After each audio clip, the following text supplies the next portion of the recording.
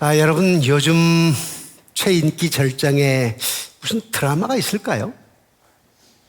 잘 드라마를 안 보셔서 모르시겠지만 2002년도에 일본 열도를 불태웠던 드라마가 있죠.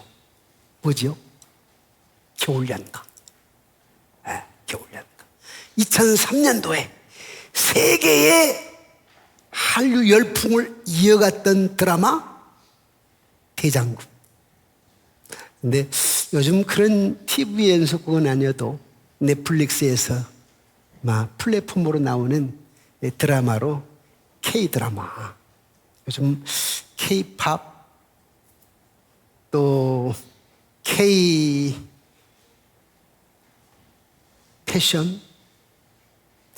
K-푸드, K-뷰티, 한국 화장품 너무 아름답잖아요. 옷도 아름답잖아요. 청년들이고 아가씨들이고 정말 아름답죠. K-뷰티, K-패션, K-푸드, K-팝, 세계 열풍을 일으키고 있습니다.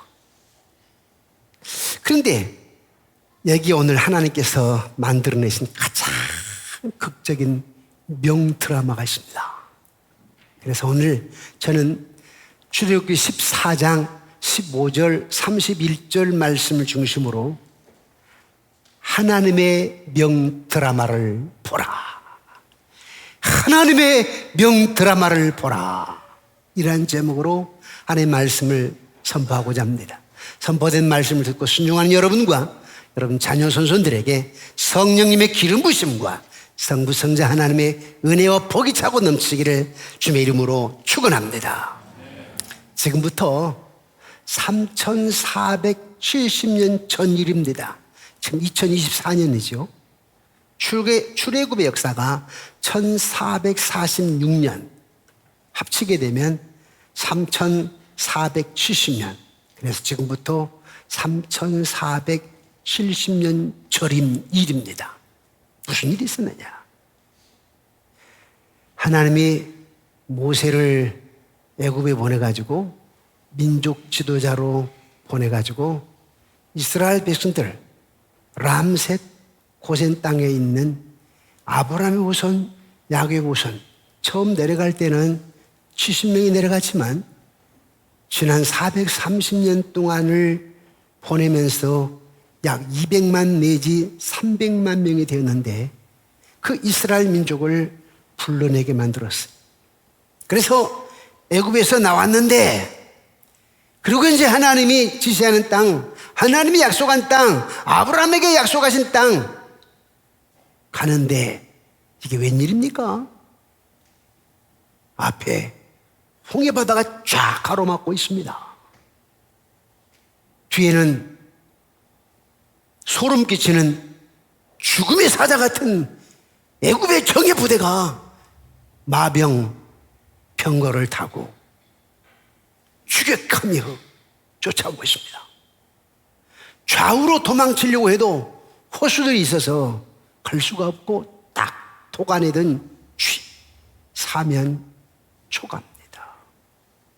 이런 절대절명의 순간에 하나님은 어떻게 이 드라마를, 명드라마를 만들어 가시느냐는 거죠. 어떻게? 갑작스럽게 닥치는 절대절명 위기 속에서 이스라엘 백성들의 반응이 뭐였죠? 여러분, 애굽에서 나온 이스라엘 백성들이 갑작스럽게 닥치는 절대절명 위기 속에서 어떻게 반응했느냐? 그들 눈앞에 보이는 상황과 환경만 바라보면서 두려워하고 절망하고 원망하고 불평을 했습니다. 하나님께 원망하고 민족 지도자 모세에게 불평하고 원망을 했습니다. 여호와께 불평의 소리로 부르짖었고 모세에게 원망을 했는데 이들은 환경만 바라보는 것입니다. 전능하신 하나님은 안중에도 없습니다. 침략해오는 애굽의 군대만 바라보는 것입니다. 전능하신 하나님은 절대 절명의 위기의 순간에 보이지 않았습니다. 그들의 눈에는. 그들은 모세에게 원망하기를 애굽 매장지가 없어가지고 우리를 이 땅에 와서 죽게 하려느냐? 우리를 버려두라. 애굽 사람을 섬기는 것이 차라리 광야에서 죽는 것보다 낫다 하면서 모세에게 불평을 하며 곧 때려 죽을 것처럼 반항을 합니다. 그러나 똑같은 형편 가운데 있지만 모세의 반응은 어떠했습니까? 완전히 달랐습니다.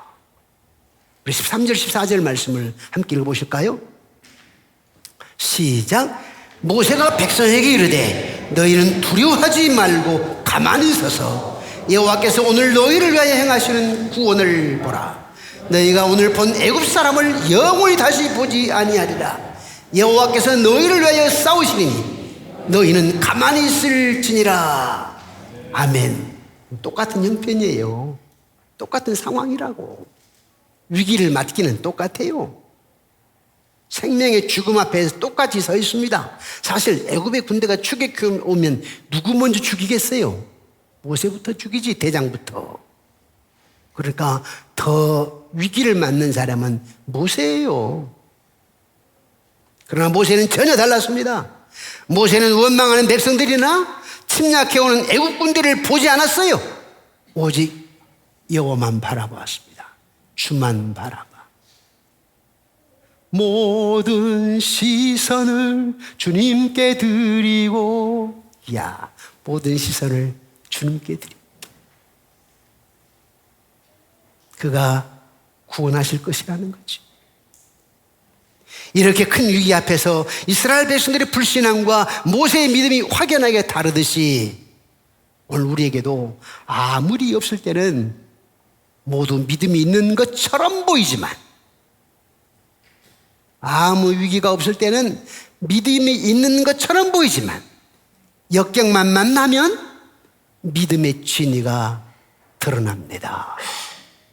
환경이나 사람을 두려워하는 것은 이미 믿음의 실패예요. 그런데 대부분 우리는 위기를 만나게 되면 환경만, 사랑만 바라보고 남편 탓, 아내 탓, 조상 탓, 부모 탓, 환경 탓, 누구 탓, 다 탓하고 원망하고 불평하지 하나님을 바라보진 않아요. 이스라엘 백성들은 이미 애굽에서 10가지 재앙을 목격했다고요. 여호와의 밤을 지내면서 어린 양의 피로서 생명을 구속받는 하나님의 백성들이었어요. 하지만 그들은 위기 앞에서 여호와의 위대하신 일들을 잊어버렸습니다. 사랑하는 성도 여러분, 그들에게 하나님은 어떤 분이셨습니까?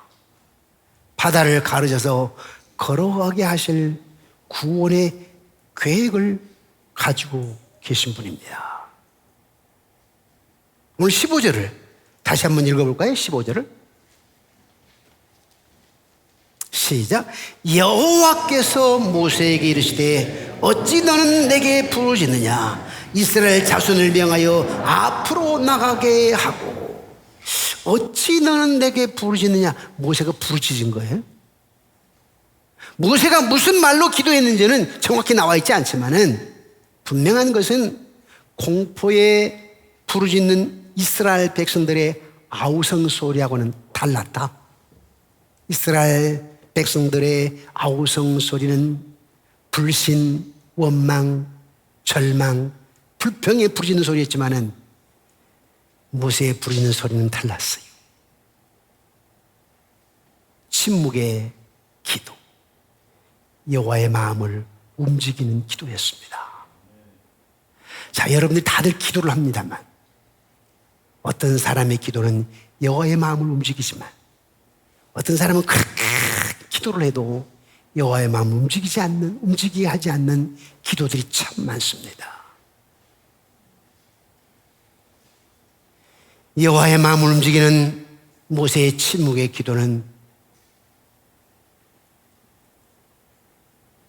하나님께서 응답을 하시는데 좌우로 돌아가라는 것이 아니라 하나님의 인도하심을 바라보고 앞으로 나아가라. 여러분, 이게 말이 돼요? 지금 앞이 지금 홍해바다라니까. 이야, 캄캄해요. 어떻게 앞으로 나아가냐고. 좌우로 가라는 게 아니고 내가 지금 어떻게 막아줄게 이게 아니고 지금 앞으로 나아가라네. 근데 그렇게 한 이유가 뭘까요? 나의 놀라운 계획이 있기 때문이라는 거예요. 아멘이십니까? 놀라운 하나님의 계획이 있기 때문입니다. 그냥 하신 얘기가 아니에요. 내가 창조주 너로 대해줄게. 내가 구원자가 되어줄게. 이런 마음에서 내 계획이 있다. 내 계획. 그 말입니다. 참으로 믿기 어려운 사건이죠. 그러나 이것은 온 우주의 통치자이신 하나님의 계획입니다. 여러분, 여러분을 향한 하나님의 통치자 계획을 믿으십니까? 일단 아멘 확실하게 해야 돼요. 여러분 자녀 선손을 향한 온 우주의 통치자 하나님의 오묘한 계획이 있으신 걸 믿으십니까? 믿음대로 될지라. 믿음대로 될지어다.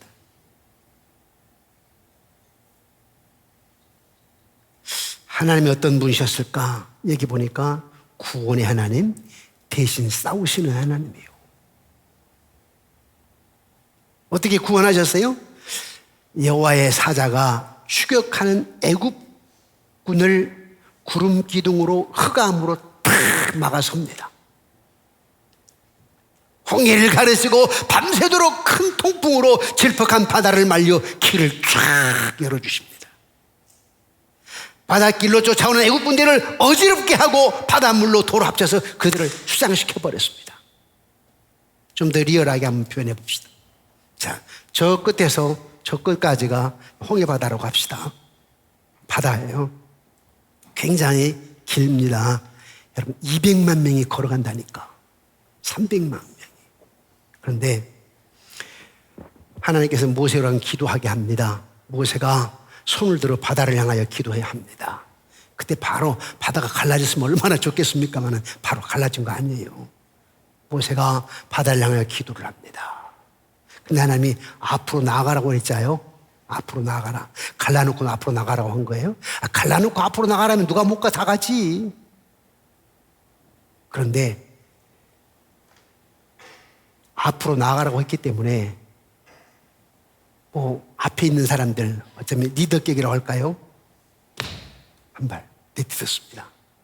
전혀 변화는 없습니다. 2발 앞으로 나갑니다. 무릎까지 찹니다. 3발 배꼽 무릎 찹니다. 4발 목까지 찹니다.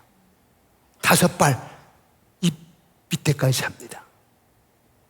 1 발만 뛰면 잠기는 겁니다.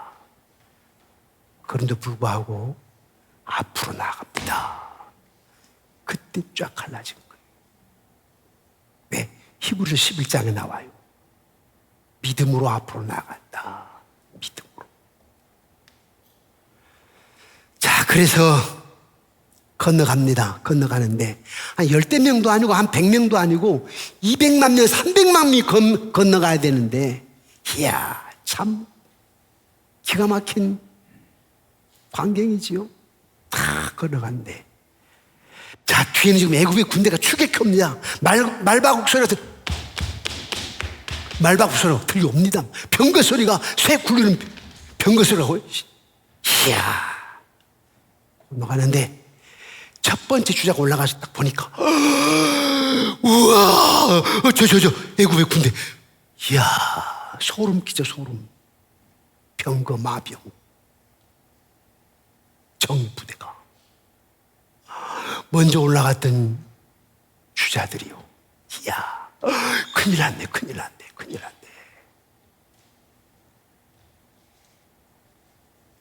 이스라엘 백성들이 올라갑니다.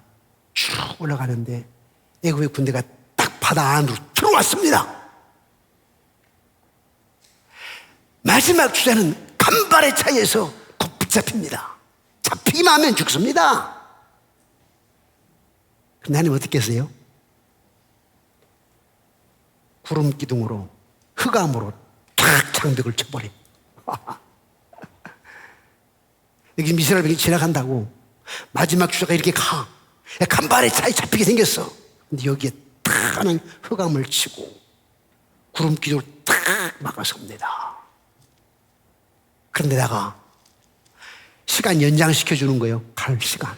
건너시고 연장시켜줄 방법이 뭐냐니까 어지럽게 한다. 어지럽게. 아까 본문에 어지럽게 했다고 그래요. 어지럽게. 어떻게 어지럽게 했어요? 마병, 기병의 바퀴를 빼버려 하나님이. 바퀴가 빠지게. 어지러운 거지. 말이 오는데 말이 에이 하면 돌아서 소리가 비슷했나요? 제가 아까 연습을 해보려면 잘 안 되더라고. 그래 아까 위에서 우리 장로님 그 말이 그 거여가면서 뒤돌아는 거 소리를 어떻게 내야 되죠? 물어보려다 못 물어봤어. 그러면 딱 돌아서는 거예요. 말이 앞으로 안 가고 시간이 연장돼. 그런 사이에 이스라엘 백성들은 다 건너갔어. 그리고 이 친구들은 애굽의 군인들은 어떤 혼란 가운데 어지럽히면서도 수많은 군대가 바다 안으로 다 들어왔어. 다. 한 명도 안 들어온 군인은 없어. 그게 하나님의 작전입니다. 다 들어오게 만들었어. 마지막 저 애굽 정예부대의 부대원들도 마지막 다 바다 안으로 들어왔어. 그리고 이스라엘 백성들은 마지막 주자가 탁 밑으로 올라갔어. 그때 하나님께서 모세야 다시 손을 들어서 기도하라. 모세가 다시 손을 들어 기도했더니 우리 하나님이 물을 합장시켜버려 다 수장시켜버렸습니다. 그걸 본 이스라엘들이 와 하나님 원더풀 여호와는 능력이시라. 그분은 전능하신 분이시라. 모세가 애국 군대는 한 명도 못 볼 것이다 그랬잖아요. 그때 이스라엘 백성들이 믿었겠어요? 안 믿었다고. 그런데 애국 군대는 한 명도 볼 수가 없었어. 왜? 다 수장시켜버렸기 때문에. 그게 하나님의 역사입니다. 보세요. 홍해바다를 밤새도록 큰 통풍으로 서해안 바다 진흙벌 같은 그런 바다 길을 쫙 말려놓습니다. 말려놔.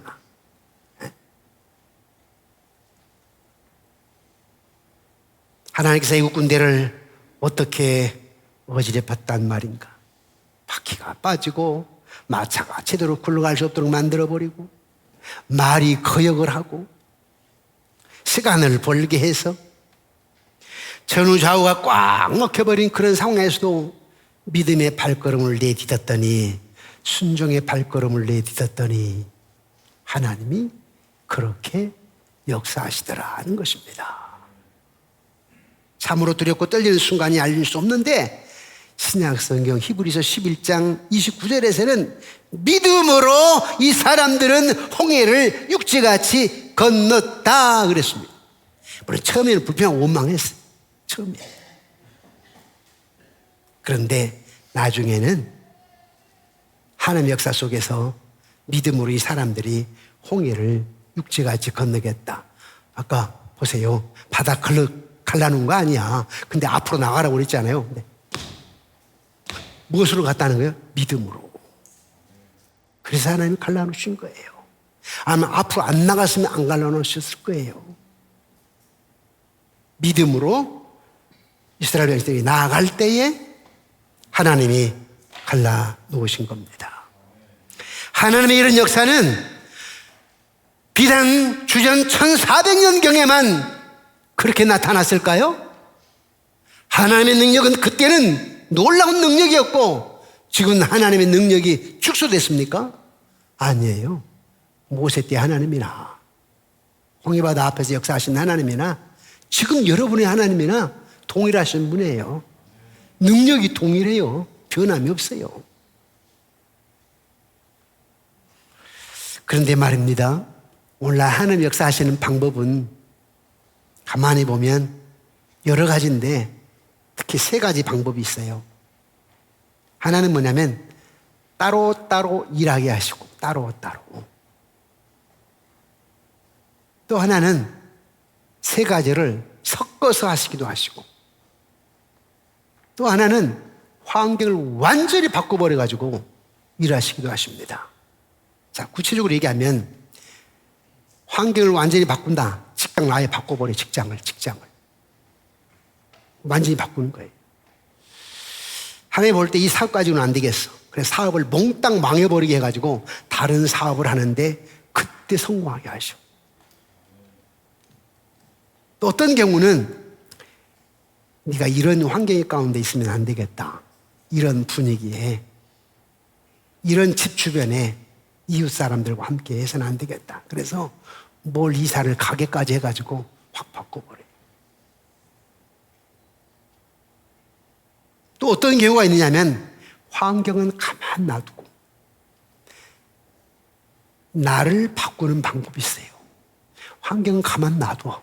근데 여러분들은 환경 바꿔야 되는 환경을, 근데 하나님은 환경을 가만 놔두고 여러분들을 바꿔요. 나를 바꿔. 홍해 같은 것이 환경이 크게 가로놓인 상태에서 나를, 환경을 보는 시각을 바꾸어. 환경을 바라보는 시각을 바꾸어. 어떻게 해요? 부정적인 눈을 긍정적인 눈으로. 이게 참 중요합니다. 대가세 연합신학 아신대, 지금 이제 아신대라고 하는데, 아세 연합신학대학원의 3학년 리더십을 가르쳐요. 약 16강좌를 하게 되는데 그 중에 한 강좌가 리더의 자질, 그걸 가르치는데, 이 리더의 자질이 뭐냐면 긍정적이어야 돼요. 리더는 가정의 가장, 아버지들이요. 또 뭐 가정의 가장께 엄마도 있지.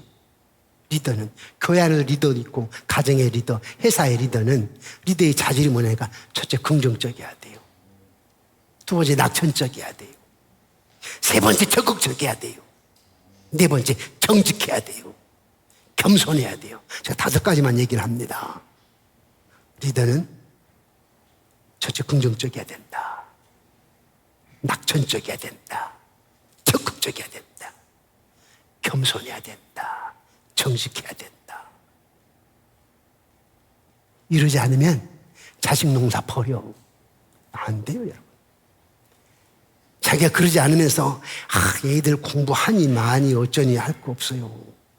가정 분위기가 아닌데, 우리 아빠가 긍정적이고 적극적이고 낙천적이어야 되는데 가정 분위기가 말이죠, 언제나 구름 껴있고 언제나 언제 태풍이 불지 모르는데 걔들이 무슨 공부를 하냐고. 안정적으로 안 되는 거예요.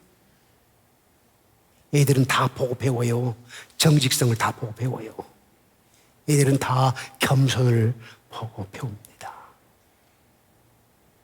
이 리더의 자질이에요. 그런데 하나님 쓰시는 방법은 환경을 보는 시각을 바꾸어 놓는다. 어떤 아내가 군인 아내입니다. 군인. 여러분, 제일 이사를 많이 다니는 사람들이 군인, 학교 선생님, 또 경찰 공무원들이죠. 근데 요즘 공무원들은, 또 학교 선생님들도 이사 안 가고도 하게 돼 있더라고요. 저희 아버님 때는요, 이사 안 가면 안 돼.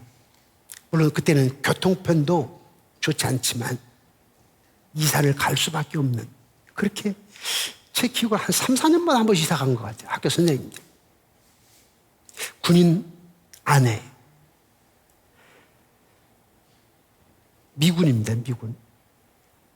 어디로 갔느냐? 사막 지역으로 보내, 사막 지역으로. 처음에는 안 따라갔는데 오래 있다 보니까 나중에 갔어요. 너무 힘들어.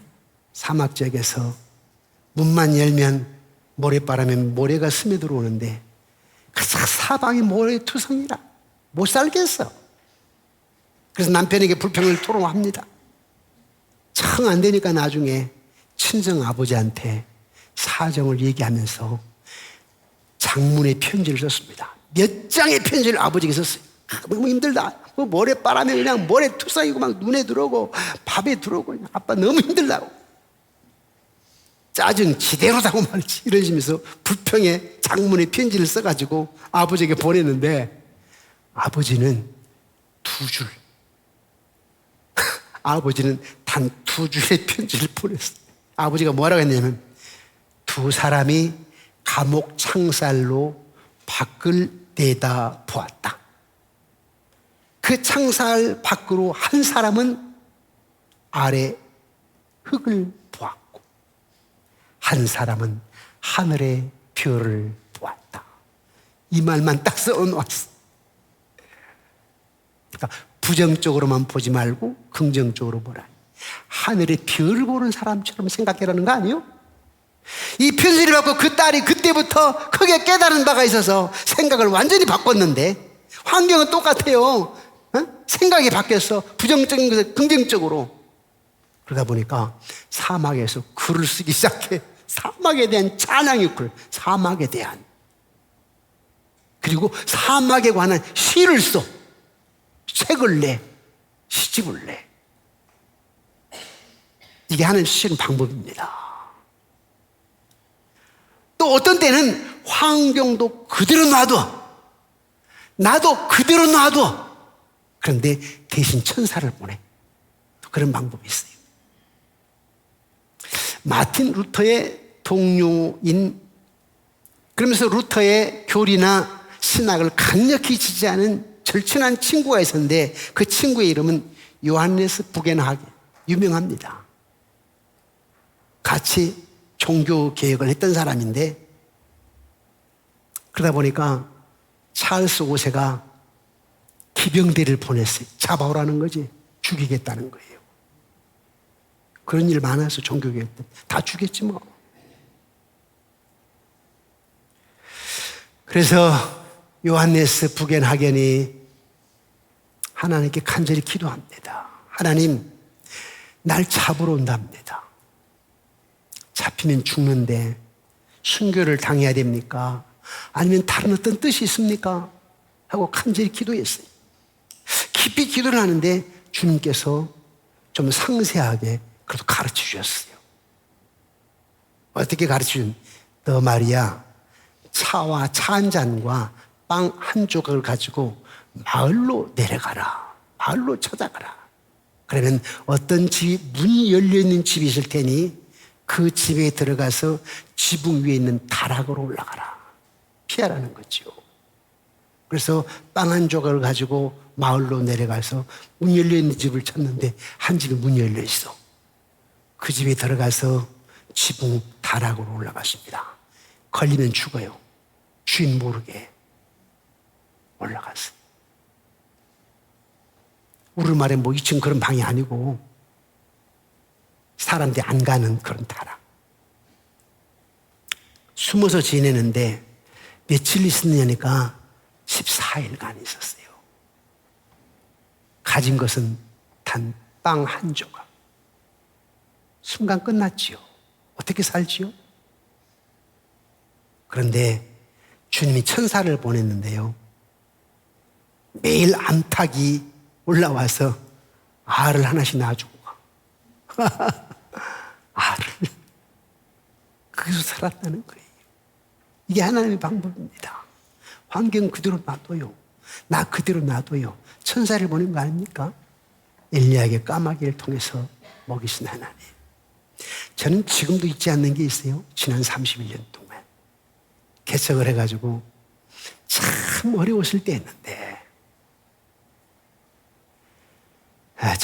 정말 힘들었었는데요, 헌금함에 보니까 제가 안 열어보는데 너무 힘드니까 돈이 있어야 되는데 한 달 200~300만 원씩 마이너스가 되고 다 재촉 전화를 받아요. 갚으라는 거지. 앰프값 갚아라, 뭐값 갚아라. 정말 죽을 맛인데 한날은 혹시 누가 헌금했을까? 지나가다가 누가 성금도 별로 없으니까 그래서 한번 열어봤어요. 잠겨져 있는 헌금함을 열어봤어요. 봉투가 하나 있어. 두꺼운 봉투야. 그게 내가 부목사로 있을 때의 서울 양문교회 장로님이 왔다 가신 거예요. 한두 달 살해 정도 됩니다.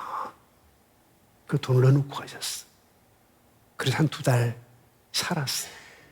지금 전 잊지를 않아요. 그 장로님, 그 권사님 부부를 잊지 않고 지금도 그 가족을 놓고 기도하고 있습니다. 그 폐수 처리 사업하시는 장로님이셨어요. 참 성품도 좋으셨어요. 그리고 나를 아는 것은 몇 년 안 돼. 아마 한 2~3년 된 것 같아요. 그리고 내가 개척에 왔는데, 그러니까 내가 개척하기 2~3년 전에 오신 분이에요. 얼마 안 돼. 나를 잘 모르신 분이에요. 이게 하나님의 방법이에요. 여러분 자녀 손손들에게 그런 방법이 있어요. 그래서 저는 사람이 사람을 만나면 역사가 일어나고 사람이 하나님을 만나면 기적이 일어난다. 아멘이십니까?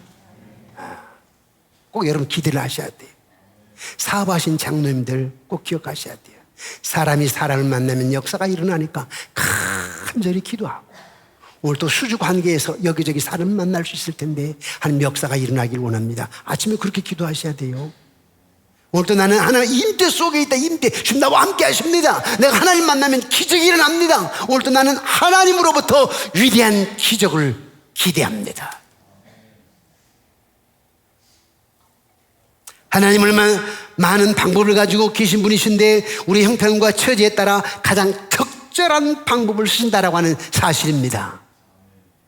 우리가 하나님의 신실하심을 믿고 하나님께 나가기만 하면 하나님께 가장 적절한 방법으로 해결하신다라고 하는 사실입니다. 아멘이십니까? 네. 지금 여러분 상황과 지금 형편이 문제가 아니에요. 우리 가정이 내가 하나님을 전적으로 신뢰하고 앞에는 홍해바다지만 그래도 하나님 나의 창조자야, 나의 구원자야. 누가 다 부정적인 얘기를 하고 나를 실망시켜도, 나를 걱정을 끼쳐도 내 안에 계신 하나님은 전능하신 분이야. 인간의 이성을 초월하여 역사하신 분이야 하면서 믿음으로 나아갈 때 하나님은 여러분들에게 홍해바다를 가르쳐 건너게 하신 그 역사와 같이 여러분의 앞으로의 삶을, 여러분 자녀 손손들의 앞으로의 삶을 그렇게 역사하실 줄로 믿습니다.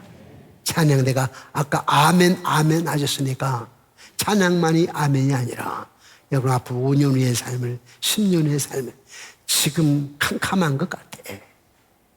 지금 앞이 캄캄한 것 같아도 하나님의 역사를 바라보면서 앞으로 5년 후에 10년 후에 위대한 역사를 바라보는 여러분들이 되어주시기를 주님의 이름으로 축원합니다. 우리 찬양 한 장하고 우리 결단 찬송을 하겠습니다. 결단 기도하겠습니다. 하나님은 너를 지키시는 자.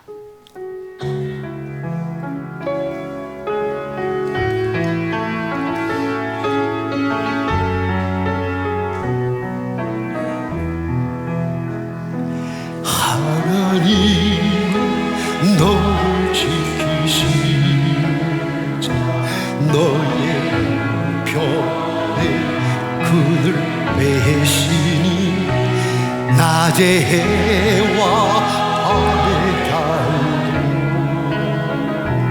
너를 해치다. 하나님은 너를 지키시는 자. 하나님은 너를 지키시는 자, 너의 환난을 명쾌하시니 그가 너를 지키시리라. 너의 주리를 지키시니 눈을 들어 산을 보라. 눈을 들어 산을 보아라. 너의 도움 어디서 오나. 천지지신 너를 만드신 여호와께 눈을 들어 산을 보아라. 눈을 들어 산을 보아라. 너의 도움 어디서 오나.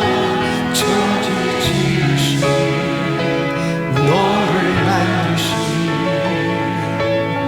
여호와께 지금까지 저도 그런 경험을 했지만 또 지금 저 앞에도 홍해바다가 놓여 있는 일이 있습니다.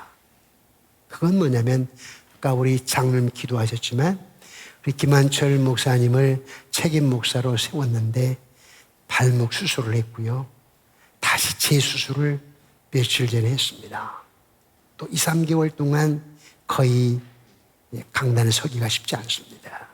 지금 몇 개월째지요. 인간적으로는 답답합니다. 또 뿐만 아니라 우리가 저쪽에 분립개척하는 것은 다른 교회들하고는 틀립니다. 다른 교회는 군포시에다가 아니면 저 수원에다가, 수원도 아니네, 어디 저기 서울에다가 광명시에다가 뭐 이런 식으로 멀리 이렇게 분립개척을 합니다. 그리고 거기 따라갈 사람은 한 10사람 정도. 그러나 우리는 달라요. 10분 거리 다 양쪽 지금 예배를 드리고 있다고. 달라, 다른 교회하고는. 그리고 교회가 빚이 하나도 없으면 모르는데 그걸 안 팔고 분립했기 때문에 교회 빚이 많이 있어요. 그 좀 달라, 다른 교회하고. 그리고 여러분들은 오랫동안 20몇 년 동안 함께 있었기 때문에 김한철 목사하고 개척, 분립 개척도 그리 쉽지 않아요. 여러분 이미지, 생각들이 10년 전, 20년 전 이미지가 딱 각인되어 있기 때문에 쉽지가 않다고. 담임 목사로 모신다는 쉽지가 않아요. 그러나 저는 앞으로 5년, 10년, 20년 후에 한국 교회사에 남을 만한 3번 양문교회의 분립 개척의 역사, 그래서 한국 교회의 샘플이 되길 원합니다. 제가 생각해 보았어요. 저 2년 동안 척추계력으로 죽는다고 했지 않습니까? 죽을 뻔했다가 살았는데 제가 생각해 보았어요. 저는 공대를 나왔기 때문에 신학이 뭔지 모르고 성경도 잘 몰랐어요. 그리고 3년을 다녔는데 3년도 몸이 아프니까 제대로 공부 못했어요. 그리고 개척을 했어. 설교가 별거 있겠습니까? 저야. 그래도 하나님이 오늘 있게 했고, 그래도 어디 가면 설교 잘하는 목사라고 일컬어지고 있습니다. 그래서 제가 이 얘기를 왜 하냐면은 우리 김한철 목사도 하나님 그렇게 만드신다는 사실입니다. 아멘이십니까? 이제 조만간 분립개척위원회를 만들 거예요. 그래서 어떻게 해 나갈 것인지 하나하나 세워나가려고 합니다. 여러분들이 인간의 생각으로 하지 마시고 주님께 맡기며 긍정적이고 낙천적이고 적극적이고 그리고 하나님 앞에서 겸손하고 정직하고 이런 마음으로 하나님의 교회를 세워나갈 때 그 모습 보시고 하나님은 여러분 자녀를, 자녀 손손들을 축복해 주실 줄로 믿습니다.